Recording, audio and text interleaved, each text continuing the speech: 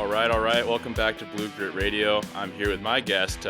Today is not a cop, so that's a nice breath of fresh air for many of you. You get to talk to a much more normal dude that gets to deal with normal things, but a wealth of experience when we talk about what he knows, what he does as far as training.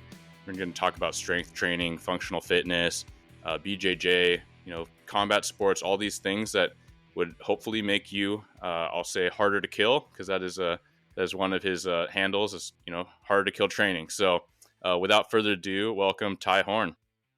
Hi, I'm Ty, and I grew up in playing football. I grew up in athletics and sports, and it's a funny thing for me to have just now found jiu-jitsu only a couple of years ago, and I kick myself all the time for, I was 30 when I started, and I'm almost 33, and You're a spring chicken, man. Do what? I know. I'm a spring chicken. Yeah, you're good. And I knew immediately that jiu-jitsu was something that was going to fill my cup the way that football used to. I played football at TCU from 2009 to 2012. And, you get done with that, and some people continue, it's kind of just ingrained into you, just the training and the perpetual improvement. I'm only ever happy when I'm training for something. I used to do strongman and powerlifting, and it was great whenever I, had a meet or a strongman competition to train for, because it gave me a sense of purpose and helped me focus on other things. But jiu-jitsu gave me that rush again, that sense of purpose, and it's been life-changing, which it's almost cliche to say it. You always hear the jiu-jitsu people, like, it's like a cult, Yeah, but yeah, I think a lot of really good things do become cultish, right? They get that label because the community is strong, the buy-in is strong. A lot of times the results are really powerful, right? So whether it's BJJ or people getting into, hot yoga had a stint, or, Sure. spin class, or Orange Theory and CrossFit, certainly the infamous one. But yeah, it's all what you do with it and who you interact with and what it brings to you. I think that physical culture in general does nothing but bring people closer, and it's like a catalyst for making friendships. I think back to some of my football teammates, and you could know a dude for, I don't know, one season, and all of a sudden that's one of your best friends that you would ride or die for, because you bleed together, you train together. It means a lot, but especially that's CrossFit, man. Those guys, that's a whole different breed. But yeah, I think there's a lot to that. Like, I think you identify it well, right? You're essentially in the struggle together. You're in the crud together. So, back in the day, those that don't know you, look up the mobility monster, and you'll see pretty quickly. He is a Viking-like being. What are your stats? You're like 6'6", 300 some pounds. I'm 6'6" and about 315 right now. So my Yeah, weight so fluctuates a lot, but so you're a sturdy man. You're a pretty robust figure. I But guess you could say that. yeah, back in the day, I think of a line from like Sin City where they're talking about one of the characters, and he's like, "Man, this guy belongs in ancient Rome in the Yes, gladiators like arena." he says. Oh, He's talking. good. I Yeah, love yeah. this. He It's says Marv. he'd be right at home swinging a battle axe into someone's skull or something like that. I remember that line. Yeah, Yeah. yeah, and not to presume you're a violent person by any means, but you'd certainly Oh, be no. capable of the that vocation. But I think a lot of people speak on that, how we are in society, modern society, removed from having to hunt and having these struggles, especially in Western. Not to say people don't struggle around the world or in the U.S., but a lot of us with more affluent lives, yeah, it is very beneficial for people to inject these versions of struggling. And sometimes if that's getting together with some people and really grinding out some adversity, injecting some adversity in your life, some challenge, sweating it out, huffing and puffing, like that does a lot for your, not only your physical well-being, but for your psyche. So I love that. Oh man, it is. I think about that all the time. If you took, forget the weight training and all that, just the amount of steps that you take per day now versus a 17th century colonial woman that had to walk down to the creek. I mean, that our we can't forget how crucial the physical component is to our mental health. And Yeah. yeah, I mean that's for me too in particular, and that's in a lot of people. If I don't train, I'm not right. I'm not happy Mhm. on a physiological level, but that then in turn affects my mental health. And that's people are like, man, I wish I had motivation like you to train all the time and do all this stuff. And it's like, I don't have a choice. If I don't, I'm a mess. I'm a mess. Mm. That's I'm anxious and I get depressed and all that. And so it keeps me on the right track, honestly. But Yeah. it's good. Yeah, I appreciate you mentioning all that, especially early on, because to be honest, it was a big thing for me. Physical activity wasn't a big thing for me growing up. It's something I fell into and fell in love with, but mostly off of the impression that I needed it, right? Like I wanted to be the best cop I could be and the best canine handler, and I couldn't adequately believe that unless I felt like I was at my tip top shape or definitely far above the average fitness level for a cop or for someone my age, which was to compete with people that are very motivated and a lot of times much younger than myself and wearing less gear, less weight weighing you down. They're not wearing boots, they're wearing basketball shoes and shorts, right? So you have to, I had to get to a level where I could compete with that. So, but I love how you brought up the necessity, right? Because once it became my habit, then I really couldn't go without, right? I needed to get in the gym or do something, right? I needed to do push-ups and run around the block if I was a little short on sleep or a long shift. Like I had to get some air. It just became it's so much. I think you recognize what you're missing if you don't do it once it becomes a habit. Yes, yes. I I see when you post that you train in your gear, and I love that so much because you gotta practice like you play. I'm a gun guy, and I love putting on the plate carrier and doing all that stuff, and it is amazing the difference. And you better check all your gear and make sure that it functions the way you think it's going to when you're running Mm-hmm. around and shooting and or doing physical activity, because it's a whole different game. I love training barefoot and hoochie daddy shorts, but that ain't the way it's going to be on the street. But Yeah. no, I love that you do that. That's cool. But No, thanks, man. And yeah, for sure. Sometimes it's like, hey, we got to bust this out for the gram. But at the same time, like it came from what I used to do, which was, we didn't used to have. I certainly didn't have as much liberty to flex my schedule and stuff. Right. Majority of my career, I was working patrol, and even before we had the official green light to work out on duty, and I say that a lot because that needs to be the norm, right? So for all those mm, cops listening, where they're like, man, my bosses aren't into that, like figure out a way, right? Talk to your union, get with your buddies, and not to say go against them or battle them, but no, show them that it's necessary. Like your job requires you to be capable. So, but even before then, like years and years ago, like me and my buddies at 3, 4 o'clock in the morning, we'd be hitting a wall. And if there wasn't anything going on, you drive around, you can't find anything to do. Like you go to a park and you go to a jungle gym. We do pull ups, we do sets of dips, like that's whatever. And it really helped us wake up, right? But also it's yeah, really good for us if we're, working late. And so that kind of became a habit where it was very normal for me to go by the station gym and do some pull-ups because you can only type effectively for so long writing your reports, and then you kind of need a break in the action or something. Um, yes, there's a lot of studies and concepts about that. I think it's called like oh man, starts with a P. What is it? This this concept basically kind of cycle your how productive you are, right, at 20 or yeah. 30 minutes, and you got to take a break. Um but yeah, man, I There, love that you brought up the connection there. I'm lucky enough to work from home primarily, as far as I'm in construction. I'm a project Mhm. manager and general contractor, but so I'm half in the field and then I'm half at home. But I do all of my design for our company, and then all the bids and all the sedentary work. And the best thing I ever did was do a home gym, because I can only grind it out for so long before it sounds very similar to what you were describing, where you're kind of like you start getting I get just for me personally, I get distracted, I get Mhm. tired, I get whatever, and then you go get that blood flowing and you're back to it. I have friends that are able to train in where I live in Waco, Texas, and everybody knows Waco from the Branch Davidian thing. But But also Chip and Joanna, right? Aren't Dick they? and JoJo, man, I actually know Yeah. them. I Oh, actually you know do? Yeah, Yeah.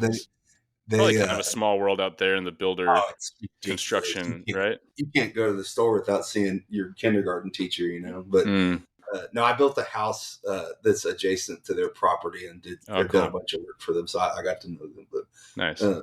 no, but Waco's funny. Like we have and I don't know if it's like this to extreme level. We have so many police departments and municipalities within the greater Waco area, and so Huh.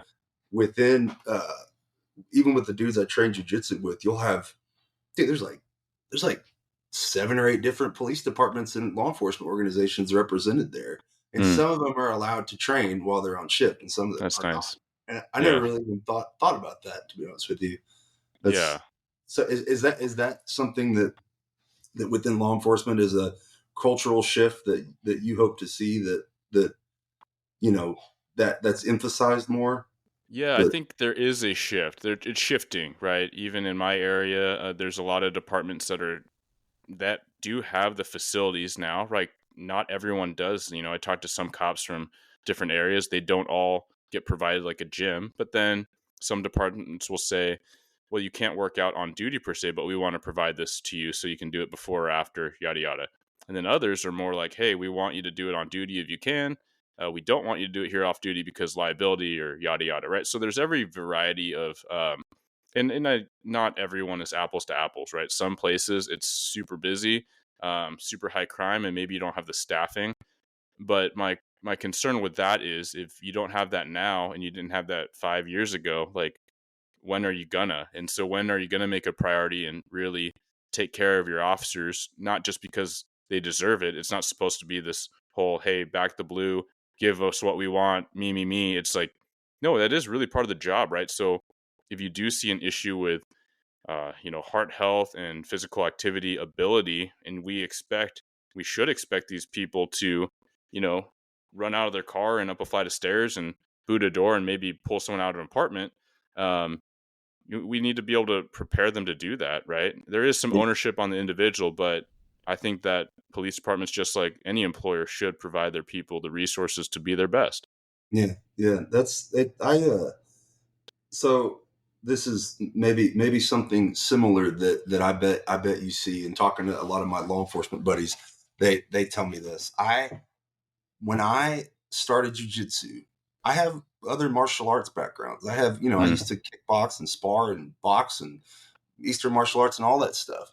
But and I'm a big old boy. There ain't nobody manhandled me my whole life. And then I go into yeah. the jiu-jitsu gym my first day and I get arm barred by a guy that weighs about 160 pounds because he took my gas tank, which lasted Mm, about a minute, and then, used my weight against me and arm bar shared me. yeah.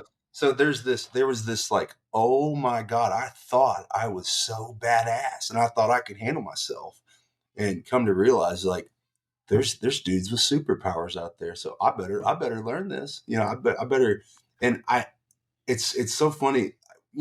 I'm a very passive person with I like to think that I like we joke about being violent or whatever, but yeah, I have the have it in me if I'm protecting myself or loved ones to be very Hmm. violent. But at the same time, that's not who I want to be.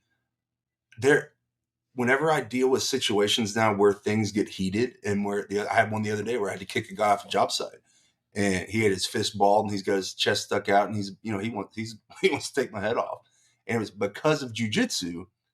I I'm like, dude, if you really want to do this, like I mean, this is my heart rate ain't raised at all. Mm, I'm very used to physical confrontation, and I always think about that with law enforcement, like where if you just if I was a police officer, I would be, and I knew about jujitsu and knew and respected the power of it. I would I would want to train. I don't know. It would be scary to not train, like yeah. to be able to, or to or even not even like train all the time, but like you said, like have a foundation in it just to understand some of the leverages and control positions. Yeah. I Huge. mean, like I don't think you guys should have to feel like if you're not doing it, you're doing something wrong. But and I know they teach combatives and things like that, but I don't know. We have a deal. on Sundays at our gym that my buddy runs. He's the game warden in McLennan County, and he runs the whole deal. He's a brown belt, and he's a dangerous man. And Mm.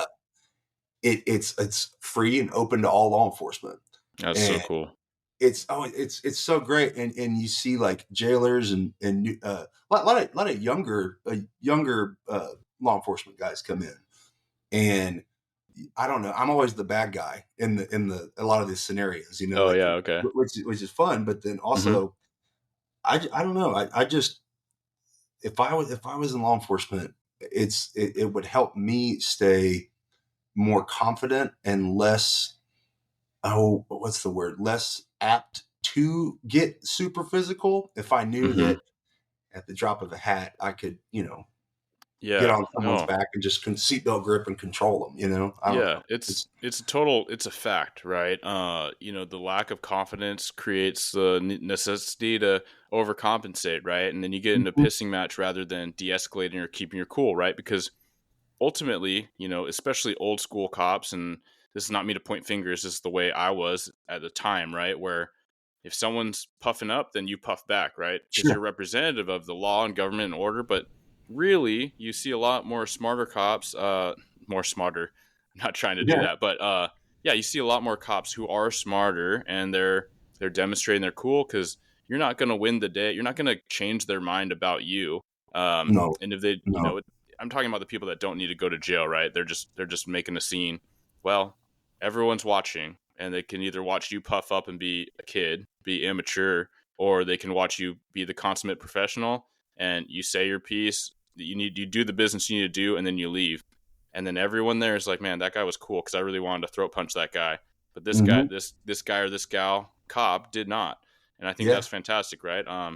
But yeah, the confidence that comes with that, and then two, yeah, I think it's just very humbling when you know what you're capable of, you know what a human's capable of, and you point out a lot of examples of that where someone much smaller than you can manhandle you because they have expertise in leverages, they have in body positioning, and they can control, right? They can do a simple control hold, side control, or seatbelt, right? Kind of like you're talking about, and just gas you, the Hmm. untrained or less trained person. And because that's really the name of the game. If you can control someone now and call in reinforcements and not go to blows and just striking someone like 8 times, which when they're all amped up and probably on substance, they're not going to really react anyway. And it looks terrible. It's a good way to break your hand and all these things, right? So on and on. So as far as effectiveness, yeah, it's huge.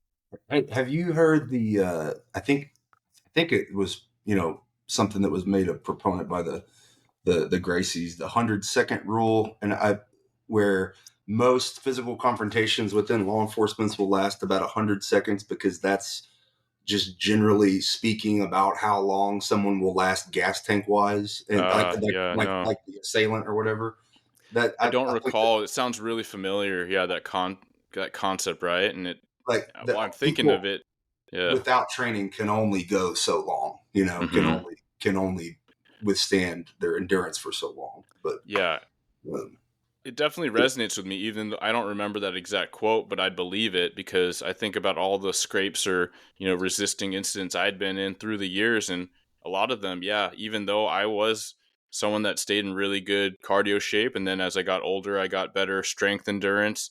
Um, grip strength and core strength and these things, but still, yeah, you feel like you're in a fight, and you feel yeah, like it's minutes, and then you check the radio transcript and you listen to the recording, and from the time you say, oh, he's taking off, and you chase him down and you tackle and you're in the struggle, sometimes it's only like 30 seconds and yeah, everyone's gassed, right? You slap on the handcuffs, you're searching them, you're kind of checking yourself and buddy checking, and you're like, where's my magazines? Everything flew off in the chase, and you're yeah, like, dang, that felt like 5-10 minutes, and it was really like 40 seconds. And sure. so yeah, just a testament to that too.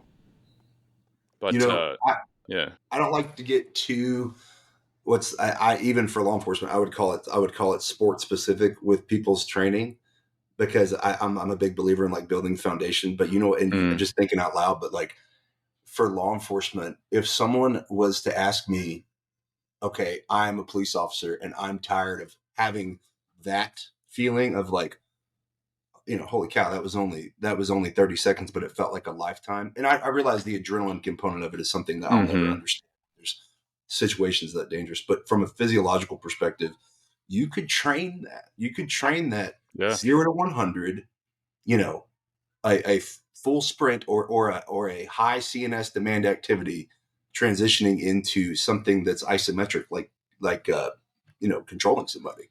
And I don't know, that's the kind of thing that I love thinking about is just how do we maximize human performance on any level, on from someone's career, just to keep everybody safe and all that stuff. That's just an added benefit. But Yeah. No, I it's I great. I wonder too, like, and I love hearing your perspective, because we live in different parts of the country, Mm-hmm. and like I've noticed in dealing with dealing with or just interacting with law enforcement that there seems to be multiple subcultures that exist within law enforcement. And when you don't really think about it, and you're not around a bunch of guys that are law enforcement, you don't really think about that. But being around them has made me go, huh, there seems to be like kind of some different vibes that are relatively consistent, like some different groups within that. And like you Yeah. mentioned, old timers, and like obviously that's a thing, that's and Hmm. oh, I don't need all that shit, whatever. I don't know. That's just so interesting to me. Yeah, yeah. I mean, you have all these archetypes and you have all these stereotypes and cliques, and I think any cop listening to this would, they probably follow multiple like meme cop accounts, right? Cop humor sites, and Yeah. yeah, it's all you got the traffic cops and that they're painted a certain way, and then the SWAT cops are too cool for everything, and then the canine stuff. So you have like assignment specific ones, but then you also have personality, and yeah, you mentioned culture. Some people are like cop cop cop, and I really can't point my finger because I spend a lot of my free time now like doing this podcast and social media and stuff, which is a lot about the industry. But yeah, you have people that you'd see them as a cop from a mile away in off duty gear, right? Because they're carrying like what they're wearing, the Oakley's, the 511 brand stuff, and Yeah. they're Yeah. basically wearing boots or like tactical tennis shoes, and It's and it's no, only natural yeah, to make all these things your things. identity. Hmm. I would be a hypocrite if I was ever making fun of those people, because what do I wear around? And we're like you can tell that guy's a jujitsu guy clothes. Hmm. It's Yeah. like it's only natural to make things your identity. It's whenever I did strongman, that's the funniest one. So the strong that's a whole thing is the Yeah, strongman culture. yeah, and I But, want to get into that uh, next. I have so much admiration for like strength sports. I got really into like I say amateur, not like I was showing up to meets, but like I was just writing in a notebook and I was trying to just up my totals, right? And I got really into lifting heavy, yeah. and carrying weird stuff around my yard for a little bit. So people that know me well know that that was like a thing for me for a little while.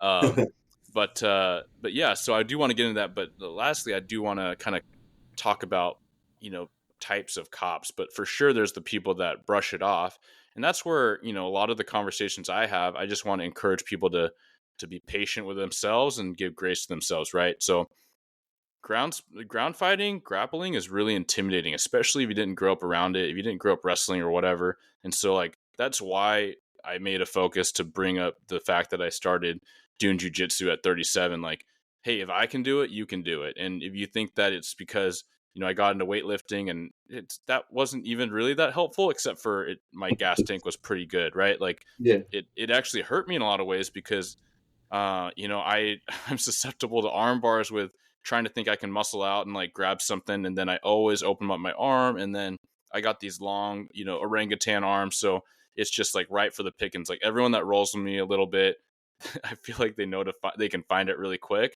I'll say the only saving grace is I just I'll monkey grip my other hand, and then I'll Yeah. usually be Yeah. able to sustain that for a while. But no, I say that a lot because hey, if you're starting out just like anyone that's like, hey, I'm, X years old and I don't know how to get into fitness, you just start, right? Do Yeah. Yeah. anything, right? Walk around the block. And so that could be looking for opportunities where these amazing gyms have partnered and opened their doors and say, hey, come on in. Because I will say, although I was trying to go 2-3 times a week, I do fully believe that if every cop went like a couple times a month, they'd be 10x, like Oh, 20x better than, the regular training we get. So, that it's funny you say that because okay, I say this to the law enforcement guys on our Sunday class because sometimes their eyes get big as dinner plates after they've been tossed around a little bit, and hmm I always tell them because I can understand that vulnerability that you all of a sudden feel. It's like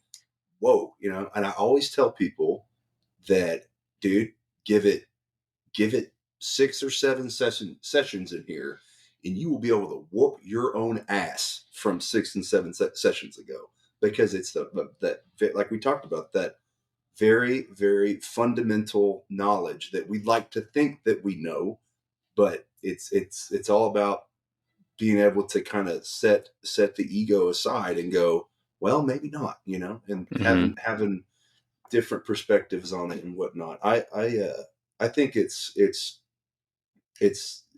interesting for me personally with my relationship with law enforcement over the years. When I was in my 20s, I was a wild animal. I was ridiculous. I'm sober hmm now and all that stuff, and a father and all that. And I've yeah, gone from 0 to 100 as far as ever having.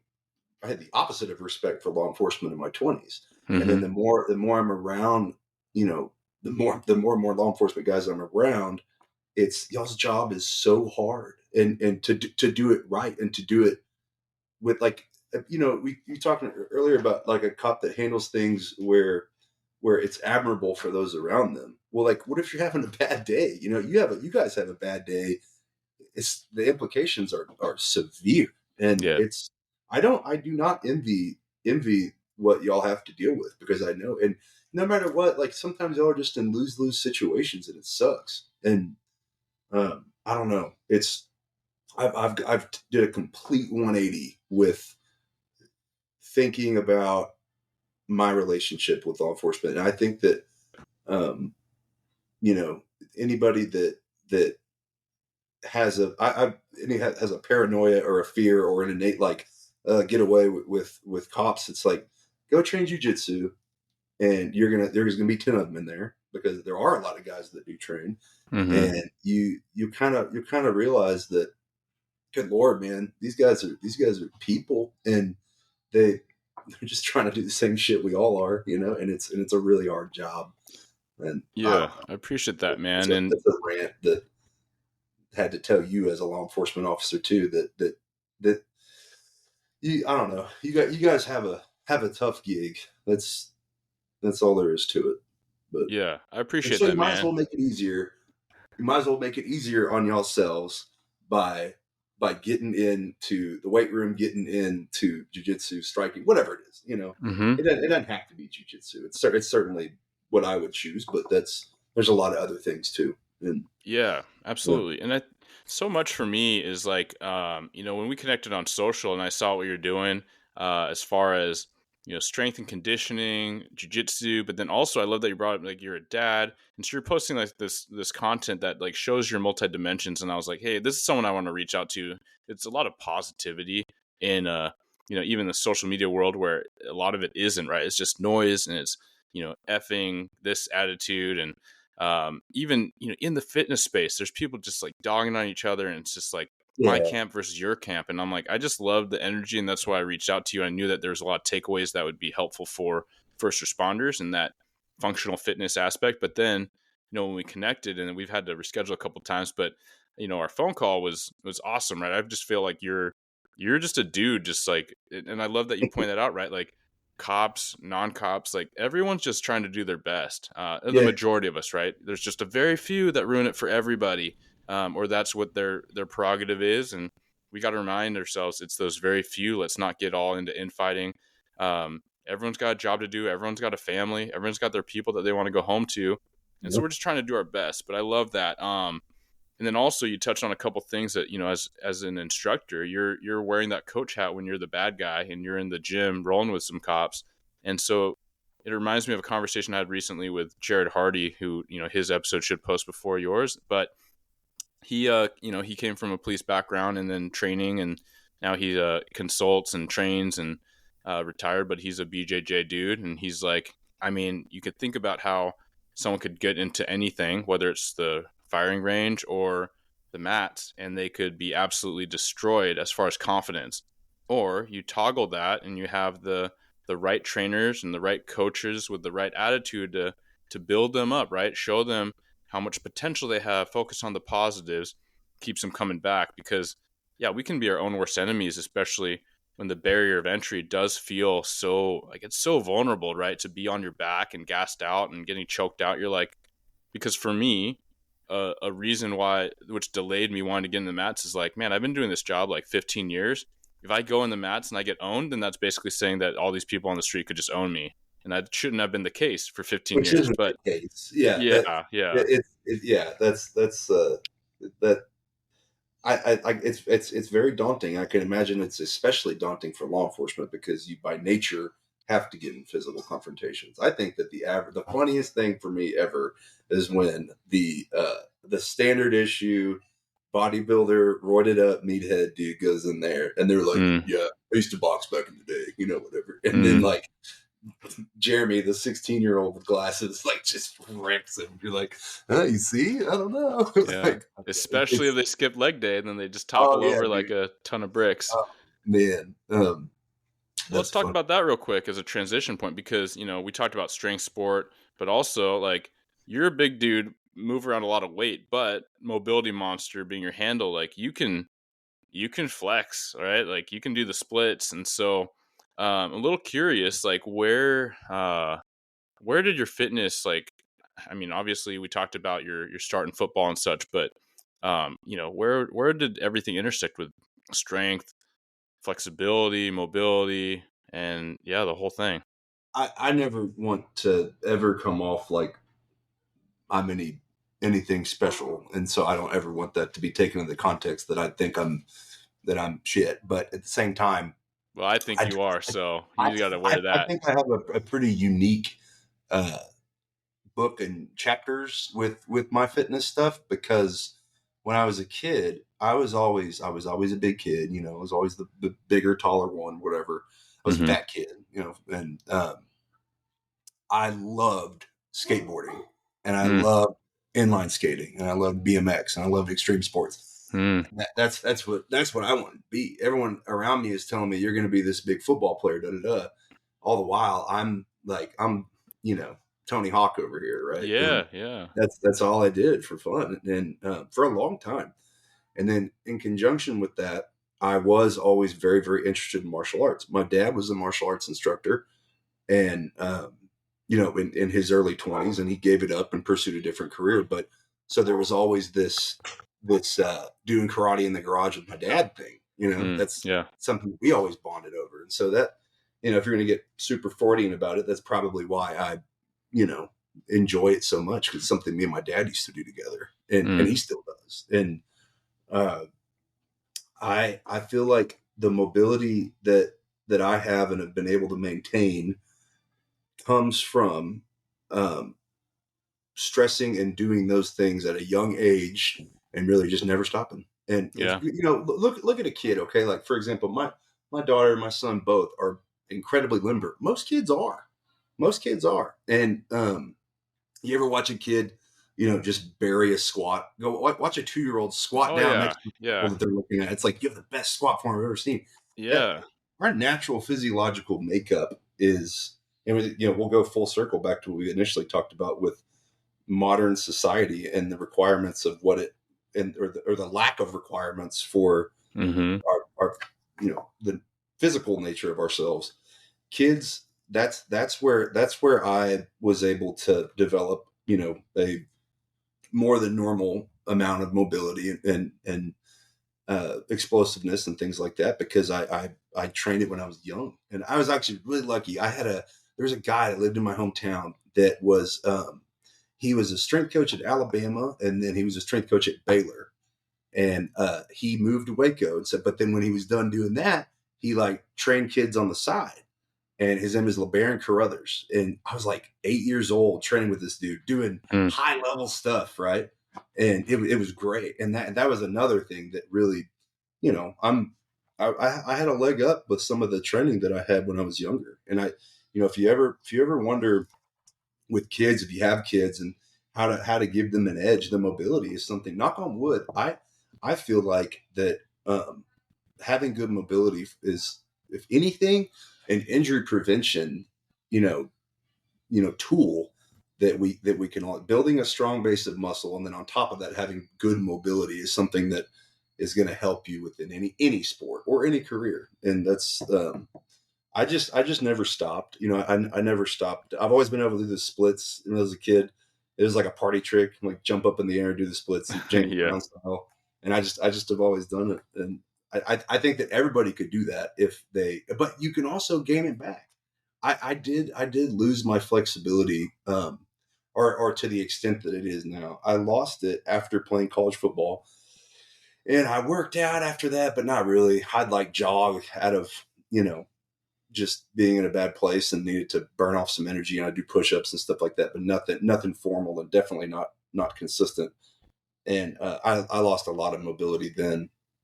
And then I got back in the weight room, and people don't realize that lifting weights properly is going to positively impact their mobility. It doesn't take a whole lot of extra. You do have to go the extra mile with. I have face paint on my head. I know that people, because we went hunting yesterday. My son and I did, Oh, nice. uh, but It was either that or you got some like Home Alone, like bad like burn yeah, right. thing, No, like Joe Pesci. we got camoed up. We freaking Nice. had to get in character for that. It was fun, but no, I think that, in relating it back to jujitsu, and then also then in turn law enforcement, those control positions that you're able to maintain are a lot more effective when you have good mobility. And Mm-hmm. I see a lot of law enforcement doing knee on belly type positions, or even a north south type deal. Because I love north south, and I don't know anything about it from actually applying it to a job, but from a weapon rotation standpoint, that Yeah, they can't reach your gun, makes or sense. it's a Yeah. hell of a lot harder to. And those positions, when you have good mobility, are a lot easier to get into, and they're a lot easier to maintain during the scrap.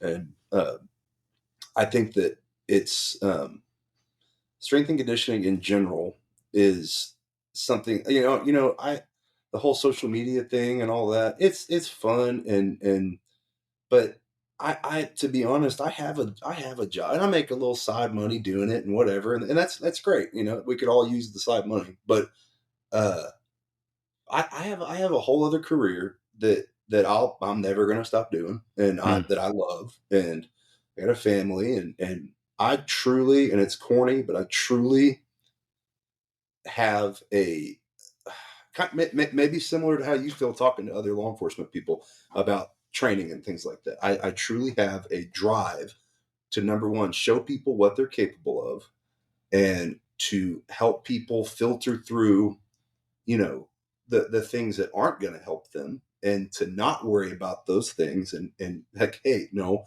if you want to do this, you need to get on this path or whatever. And you were talking earlier about the fitness thing being toxic, or like the fitness industry on Instagram and all that being toxic, and it is, and it can be.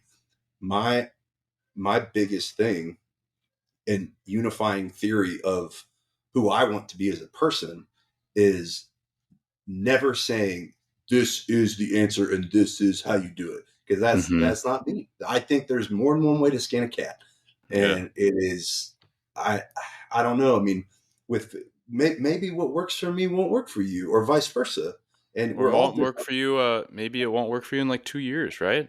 Like There something you go. happens, right? And so Yeah, I there love you go. that open mindedness and Yeah, flexibility, ability to pivot.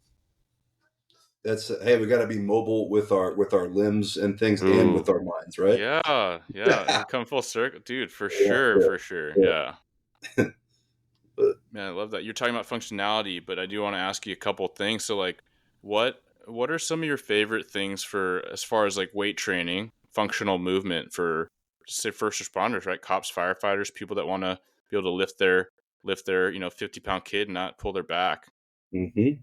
I fell in love with sandbag training Mm. through strongman, and I there's don't I'm not talking bad about powerlifting And I'm not talking about their squat, bench, deadlift stuff, because I feel like that is also a crucial component to take it to the next level.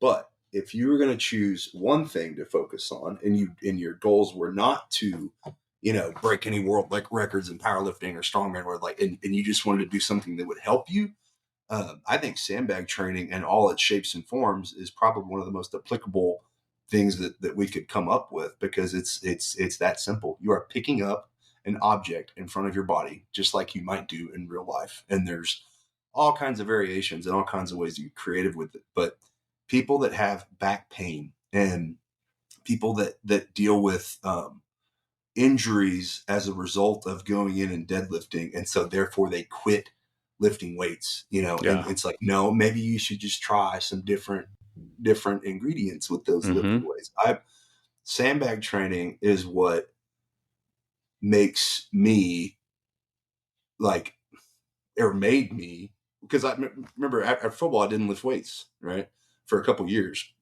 I got back in the gym, and when I left TCU, I was 700 squat, 500 bench, strong. And then I go into the gym, and my bench was like 275, and my squat was like 275. And so I was like, Yeah. oh my gosh, right? And obviously that drove me crazy, because I was like, oh, no, no, no, no, we're not going to do that. So I started picking up sandbags and Atlas stones, which really is a very similar, movement pattern. And Mm-hmm. I got back my strength so quickly. And I truly believe, that the reason is our bodies naturally pick things up a certain way. We are physiologically designed and made to pick things up a certain way.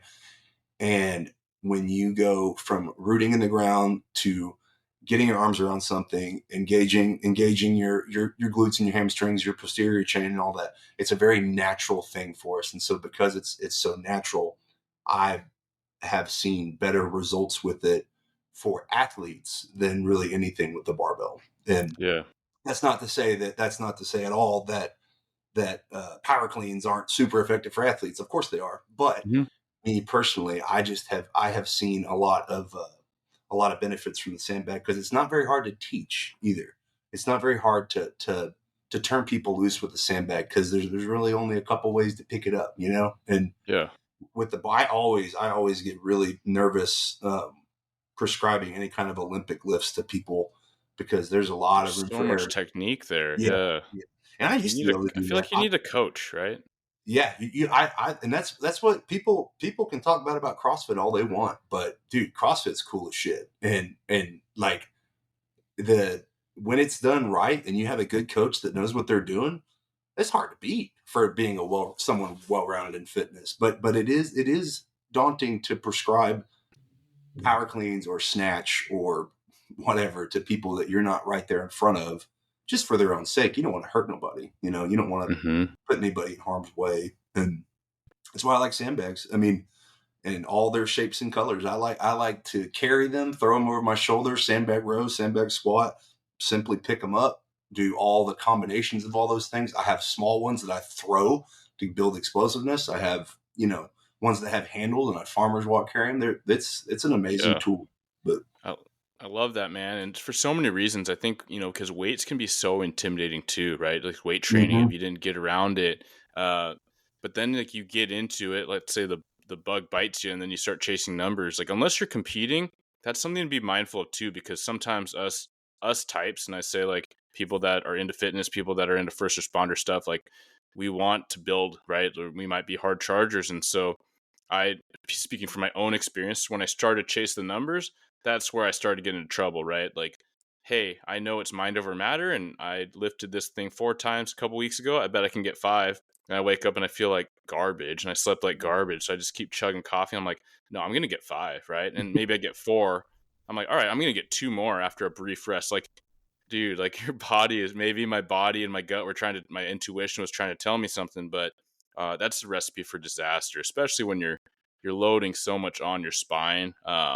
Yeah. Don't get me wrong, I love weight training, barbell training, but yeah, I think especially as I'm in my late 30s, so trying to be mindful of how I lift and these different things. I love, even earlier in this comment where you're talking about people being told that they have a bad back so they can't lift. Well, like, how do you lift, right? And so I had a buddy one time say that, his back he's got back issues, and his PT said, "Hey, you can't deadlift." I'm like, well, that's a huge statement, man. Like, So maybe you that's shouldn't, yeah, maybe yeah. you shouldn't barbell deadlift and go for, for numbers, but like, what about a kettlebell? What about just Well, straddling yeah. that thing and getting in What position and about picking it up? Romanian deadlift with light dumbbells for hypertrophy to build blood flow? But Yeah, like all that's such a kinds of blanket things. statement. I Yeah. hate blanket statements, man. Yes. Yeah, it was so It's not. extreme. I don't know. It's crazy. Yeah. The most common one I get when I program for people is I can't squat. I'm like at Mhm. all. Like I mean, Yeah. because I have a recipe for easing people into squat and being able to do it safely Yeah. and so I often encourage people to well, what about a safety bar squat on a high box or Mhm.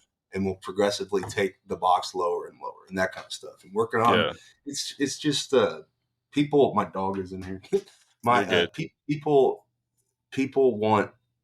um want results, and that's often also an issue. Is people want immediate satisfaction, and it is tough to tell somebody the reality of, okay, you want your back to stop hurting. It's going to take you 6 months of boring, almost rehabilitation type movements to get Yeah. it where it doesn't hurt anymore. And Mhm. it is what it is. But that's often hard to That's the stomach way. for people. But Yeah, for sure. My follow-up question was gonna be, like, your favorite, conditioning thing, and I almost would bet that sandbags could find a way in there, right? Like, oh, they're as far always as in there how you somehow. work, yeah, you're talking about farmer's carries, you're talking about, like, front I was imagining front load carries, right? But, like, that's conditioning, right? That's cardio, Yeah. that's all these things, so So let me give you the Reader's Digest version of how I go about my conditioning. yeah. I like we talked about earlier. I'm essentially trying to replicate what happens in a fight or in a jujitsu match or whatever. And so think of it like this. I'm gonna cross compare throughout the description. Mhm. You're standing up. You're gonna take somebody down. Okay. You're gonna pick them up and slam them. You're gonna do something. You're gonna make an explosive jump forward to get a collar tie. You're gonna do something explosive. Okay. So which has a high CNS demand. So I like to incorporate, for example, something like a sandbag and go back to that, where you're picking it up. It's gonna be something that's quote unquote heavy, okay? But then you're gonna transfer and go instead of doing something that is another heavy thing. We're going to switch energy systems, and we're going to get the body used to going back and forth between its energy systems, and that it's you have the the creatinine system, and you have, which is for heavy stuff, and you have the ATP, and then you have the aerobic system. And so Mhm. being able to fluidly do all three of those at the same time and switch back and forth is the essence of what gives someone good endurance for a fight, because that's what happens in a fight. Is you're going to go from having to explode and toss somebody, or you just got tossed and you're going to have to scramble to get up, and Yep. then you might have to isometrically maintain a position for a while, and then you might have to dance around your feet for a little bit and stay aloof and all that kind of stuff. So it's just that's generally how I go about my conditioning. Is I take 3 or 4 exercises that are diverse in how they tax the energy systems, and then I incorporate them all together until I die. So that's Until you die. Dude, I love yeah, that. It's so strategic. And for the listeners, I'm going to rewind a little bit. CNS, central nervous system, right? So explosive movement, very taxing on your nervous system. Like, you can't, or you shouldn't, not proper programming would be like, hey, 5 days a week or 7 days a week, you're going to do explosive training. That's going to exactly. gas you out, right? It's going to fry you. Yeah. And so very practical application. So here, take this.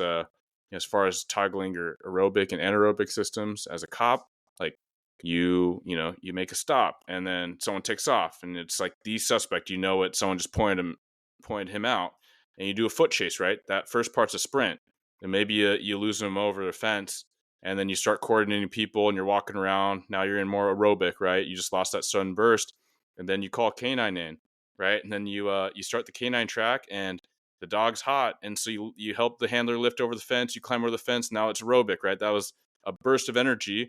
The dog's running. You're basically feel like you're sprinting, and you're trying to talk on the radio, and then it slows down because the dog's trying to pick it up again, and now you're kind of jogging, and now you're back in this Absolutely. this aerobic, and then you go into the burst because you hear the brush cracking, and then you're back into the quick mode and wrestling with the guy. So yeah, that's super applicable for my field. But I love how you break that down in a fight, because that's absolutely true, right? From my limited experience on the mat, but also just a handful, dozens, who knows how many arrests. Yeah, like maybe you don't have the position to get their arm out, so you hold what you have. You get a decent position, right? You're getting on the radio. You're trying to catch your breath a little bit before you really try to get a better grip on the person's wrist, and you wrench it behind their back.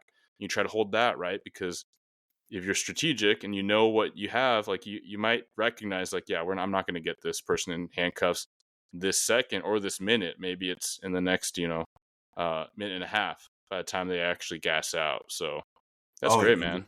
and if you've been training and you are used to those situations, the gas tank is a physiological thing, but it's also very much so a mental thing where you know how to expend less energy in certain situations when, like, kind of like you said, I'm not going to get this person cuffed right now. So what's the point of like gassing myself out when I'm Mm-hmm. not going to get it? I'm not going to get that Kimura grip and get it behind their back and that kind of thing. So it's knowing the gas tank is a physiological thing, but it's also knowing when to go and when to not go, and when Yeah. to maintain a position or when to attack for a different position. And Mm-hmm. that's probably the quickest thing that people learn, or they better learn in the first couple months or whatever in jiu-jitsu, is your gas tank is up to how you are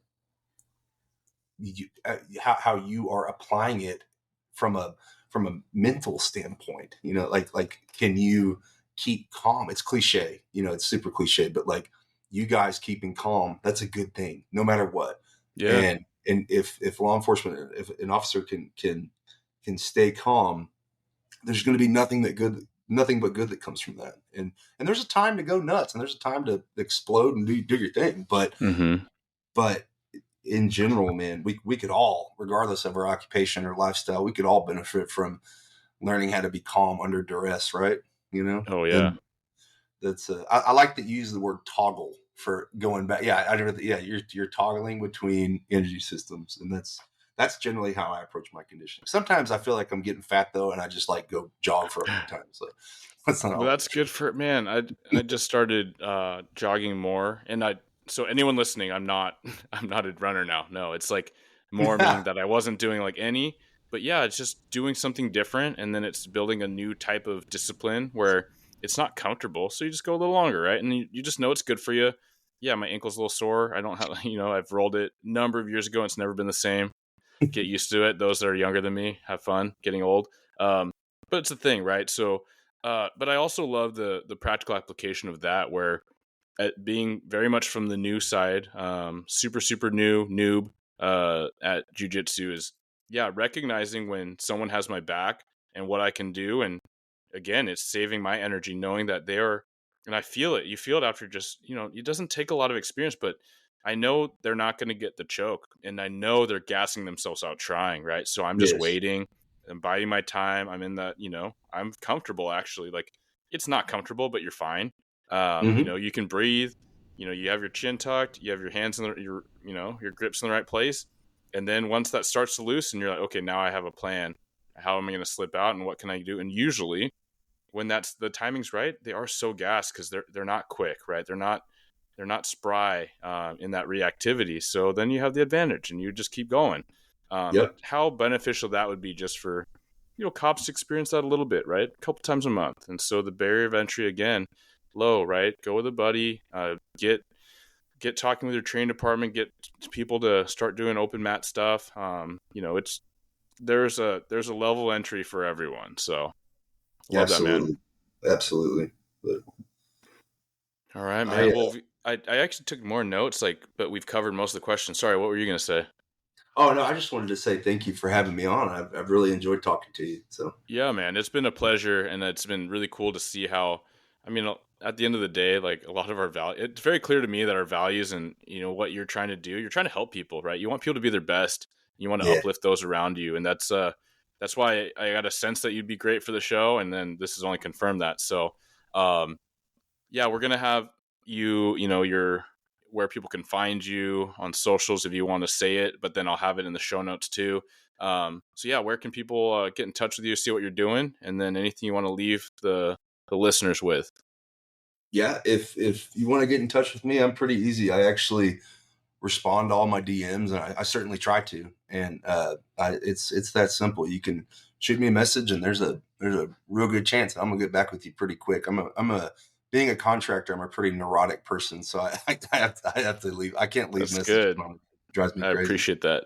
But yeah, if anyone has any questions or they want to, or especially anyone that is law enforcement that's from my area and wants to come train with us on Nice. at our gym, then we would, be happy to have you. But I'm pretty accessible and approachable in there. So I'll, any questions or anything like that, or you need help with programming, I love to, give people some just general advice that can help get them started. So just give me a shout.